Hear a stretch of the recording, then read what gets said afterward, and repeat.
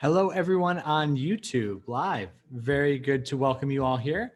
This is the first time I'm trying this, so this is a real trial by fire situation. So what we're doing today is we are going to be, got to mute that. So what I'm doing is I'm going to be doing a live critique. I do these every Friday. Normally I do them on Facebook Live, and I was going to try and share them to both places. But it doesn't look like that's possible. So yeah, so it looks like you guys are stuck with me here on YouTube. So what we do is we're the Academy of Animated Art. My name is Mike Tanzillo. I'm a senior lighting artist at Blue Sky Studios. Along with Jasmine Katatikarn, we started the Academy of Animated Art several years ago as a place where you can go and learn more about the artistic side of the animation industry. We have lots of lighting students. We've trained over 200 or 300 lighting artists at this point and help people get jobs all over the world.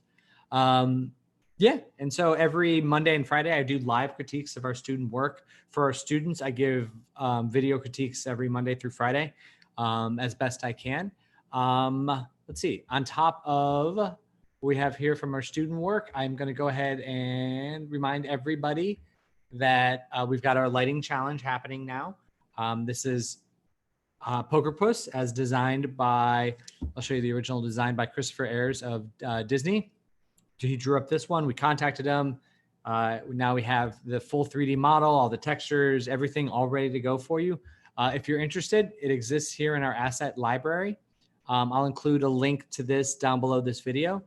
For $99, you have access not only to that asset, but all of our other lighting assets, all of Harlem, Adam, Little Girl in the Mushroom, the couple in the cafe.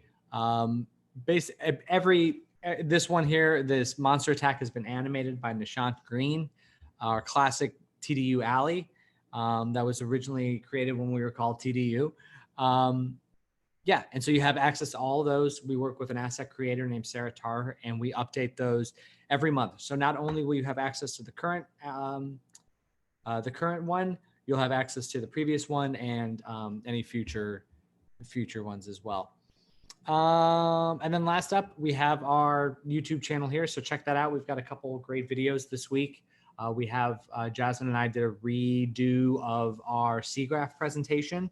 So make sure you check that out. It's the secrets from a lighting artist, as well as we did our full critique of Adam, our last month's lighting challenge. So for our current students, I'm probably boring you to death with this stuff. Sorry for the long rambling intro. Like I said, I just am trying YouTube Live for the first time today. And I thought I would show them your guys' awesome work. So, okay, so just to show you what we've got a few images here. We have, well, 4 images off, 2 renders, 2 references here in stills. We also have a video submission. Like I said, this monster is animated. So we have a version from Tyler here. So again, looking at your reference, this is your previous version and this is your updated version. And you just wanted to get some feedback on it before the long weekend, and that's totally cool. So let's actually start here. So let's take a look at your reference. So the biggest thing about the reference is looking at the Stay Puft Marshmallow Man here. The biggest thing about him that I noticed is just his, again, his integration to the city. So we have a very blue light happening here on this building. And that's, you know, you can see that influencing him. Also, we have a bunch of very warm light down here and bouncing up underneath him here. And then like a little bits of rim light along the side. It's all integrated light from his actual environment there. So that's one of the big things I take away from that one. Also, that's in the neighborhood that I'm in right now. So my apartment building is like 10 blocks this way. So just a heads up there. And then same thing with this reference as well from the city. You know, we've got these pockets of light kind of glowing and influencing their surroundings. We've got this street light shining down, influencing all of this. We've got a kind of a huge amount of glow bouncing off of that onto the side of these buildings. We've got these warm pockets of light. So just lots and lots of artificial light in there. So taking a look at your updated version, I'll let it play through once before I start making my comments. So there are a few things that I really, really like. I love the idea of the setup. I love these searchlights coming on him and kind of settling on him as he gets here towards the end. I love, you can see at the very end here, you're getting some nice shaping on these teeth, and it's kind of creating some rim light on there that's like really highlighting their sharpness, which is really important.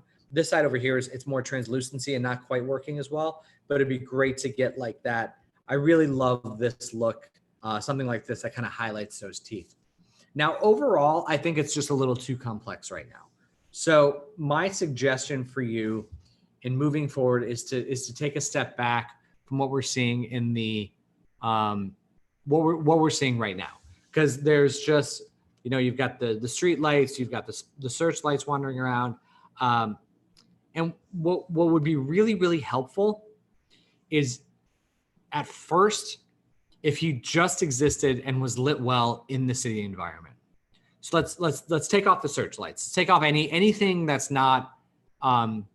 Let's pretend he's walking through the city and it's a totally normal day. So let's see what it looks like when he's illuminated by these lights, these street lights that might be bouncing up at him, just kind of being influenced by this green light, by this blue light, by, you know, I know it's far away, but like just some colored lights on him a little bit, and just let's not do any light linking yet. Let's not do anything fancy. Let's just create a good baseline for this scene, and just see how he interacts with the surrounding and making sure that that interaction is in place. Then once we have that, then we can go back and add. I would even add it as a separate pass. I would add these spotlights as a separate pass, and then we can dial in their intensity in the comp. But again, we just want to think about it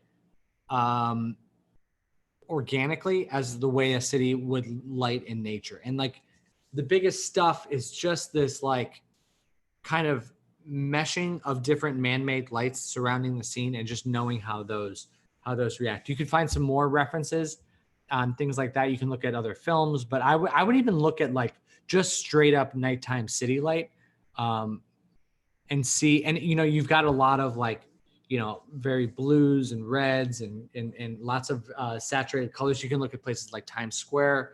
You can look at sections of Tokyo that are like this, that have a lot of just like bright panels and lots of neon, and just see how they bleed in. Because I know this feels small right now, but this is a massive sign, right? Like this is 10 feet, right? So this is a 100-foot sign. And like the amount of glow that would happen out of it, we would definitely see some of that on him as he passes. So just making sure that we're getting that. And again, like if this light is this bright shining up this whole side, you would probably see some of that creep up on him as well. Ooh, it says Mike down there. Look at that. Never noticed that before. That's a lovely shout out by our asset creator there. Unless you did that. I don't know. I didn't do that. But apparently my name's are on buildings now. How did I never notice that before? That's ridiculous. I should see my name. Oh, wait, look. And then there's Jasmine over here. Ah, very nicely done.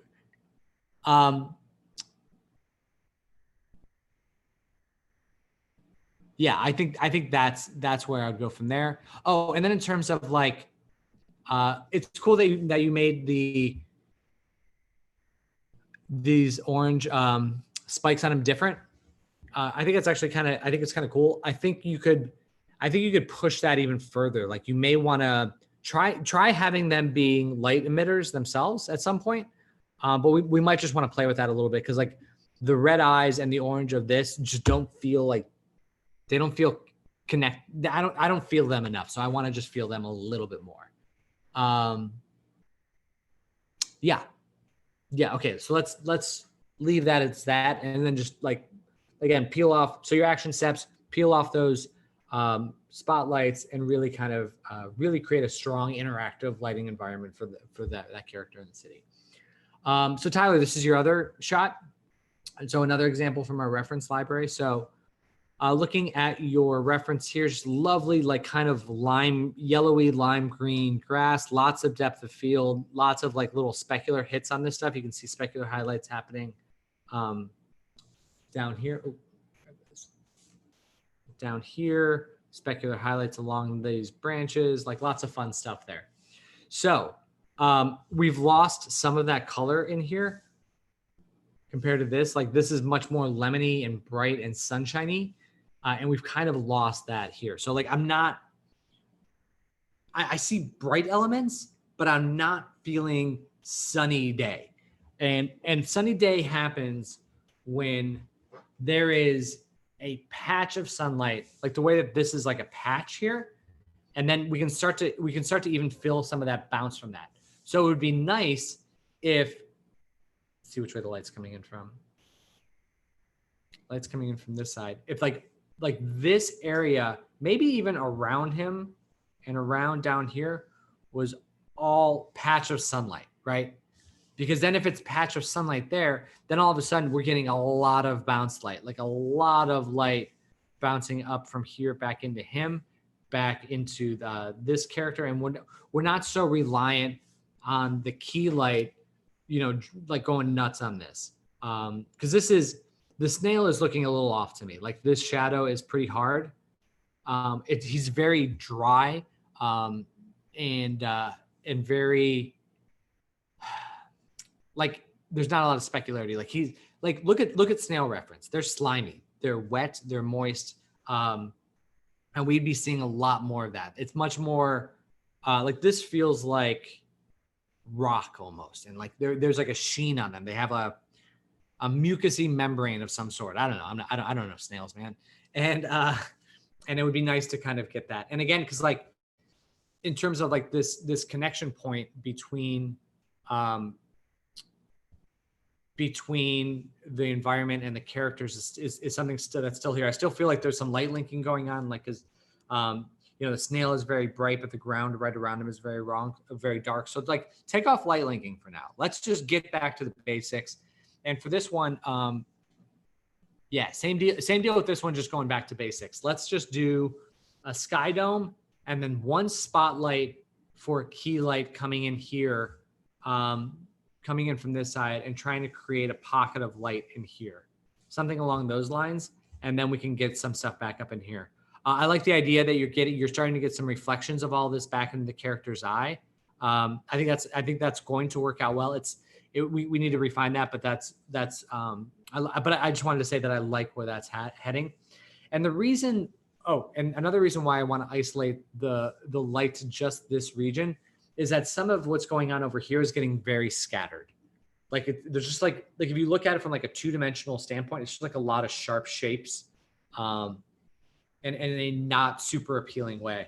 And I don't know if I mentioned this, I should have, but like the shadow should be a little softer because that's that hard line. Even though sunlight, you think it's going to be a small radius and therefore very sharp, there's actually a little bit of atmosphere that breaks it up, and the shadow is a slight bit softer.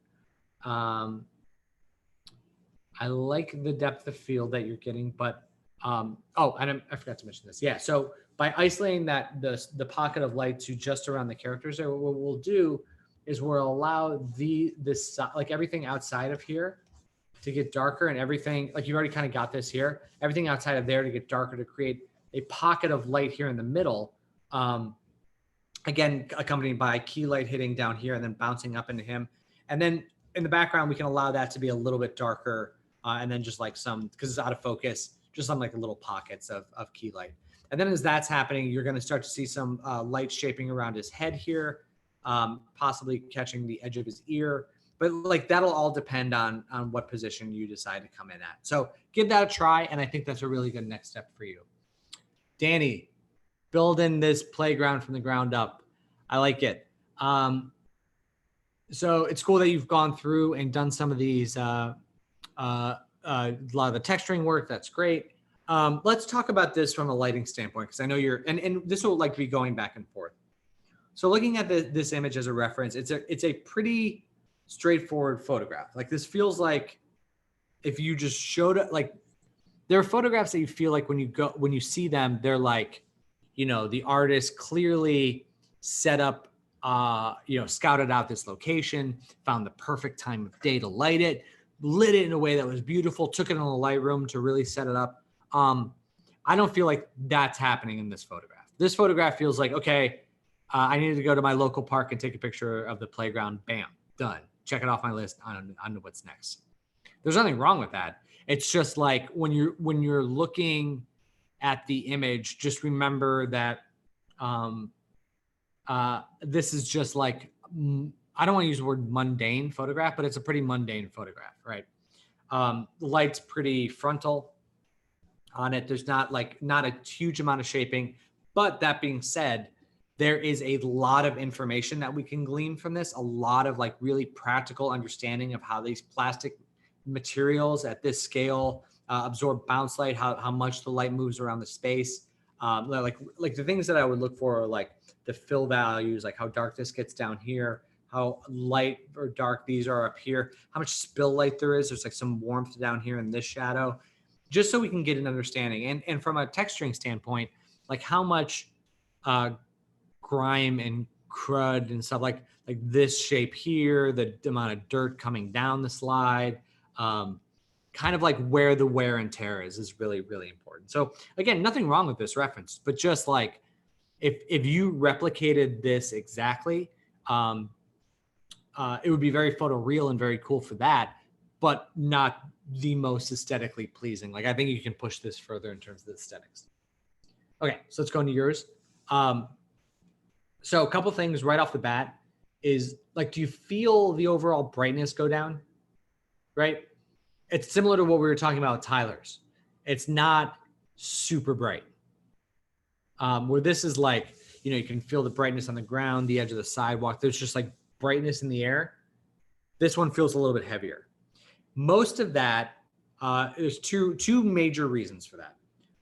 Number one is this ground is like it's I'm not quite sure what the material is intended to be, but it's very, very magenta and not very bright. Like if you like if we just took just the ground and make it brighter so you can like start to feel the brightness of it, and B, let's just make it more like asphalty.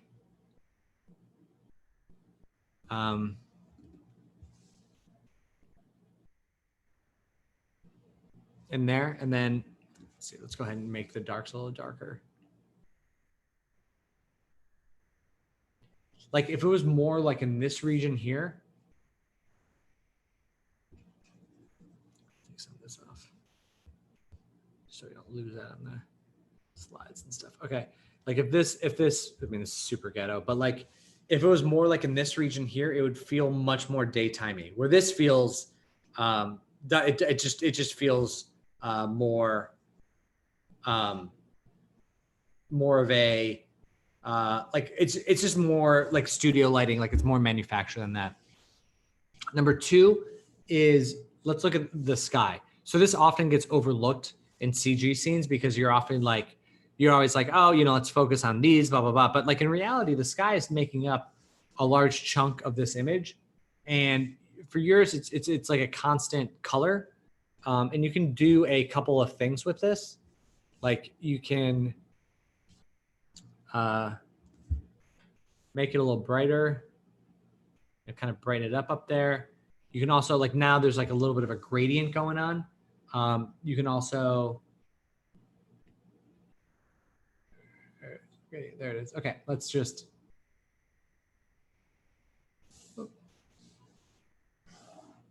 I won't go too much into this, but like you can take a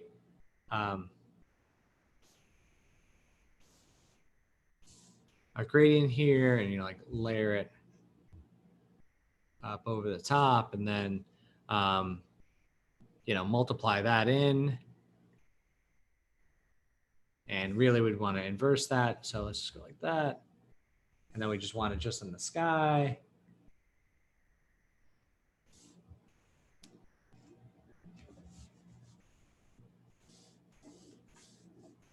And then we'd like want to way tone down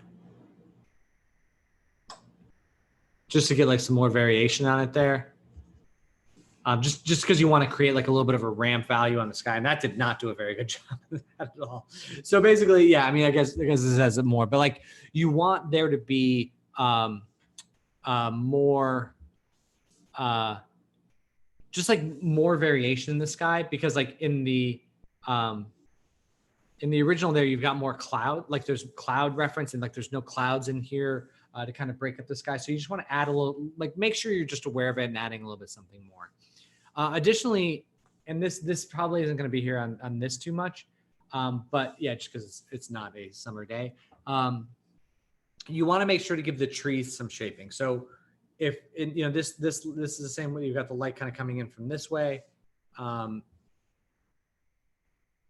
you get the light coming in from this way, you want the trees to really feel a key side. So you want like this side of the trees to be sun hit, and not as because right now they're very even. So you really want to give them a key side, fill side. Let's see. Let's go back to the original. The other, so that's the biggest stuff, because like it's mostly like, this is getting super bright, right? The green plastic is getting very bright. It's actually blowing out at some places, but like we're getting nowhere near white on the ground. And same thing with this red slide here, and same thing with this over here. So I was looking at this area under here as being very red, and I think once we eliminate or once we adjust the magenta ground, like that could be up to that, because I think that's all just bounced from that. So I think that'll dial that in too. And then additionally, the one other thing kind of overall, if you're looking at the background here, it's there's like if you look at these trees back here, the trees are very blue. And if you make them a little bit greener, again, just looking at the trees in the same way that, let's go ahead and brighten them up a little bit on one side over the other.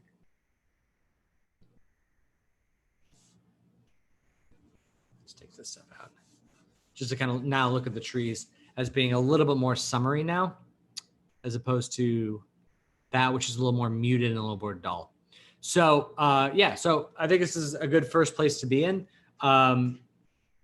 It's just a matter of getting that summery, glowy, happy, bouncy feel to it right now. From there, we'll go through and we'll take a look more at shaping and that kind of thing in areas that we can address to help zero in and focus in on the viewer's eye. But I think that's a really good start. So let me know if you guys have any questions. I will post these over to Facebook. But yeah, happy lighting, everybody. Take care.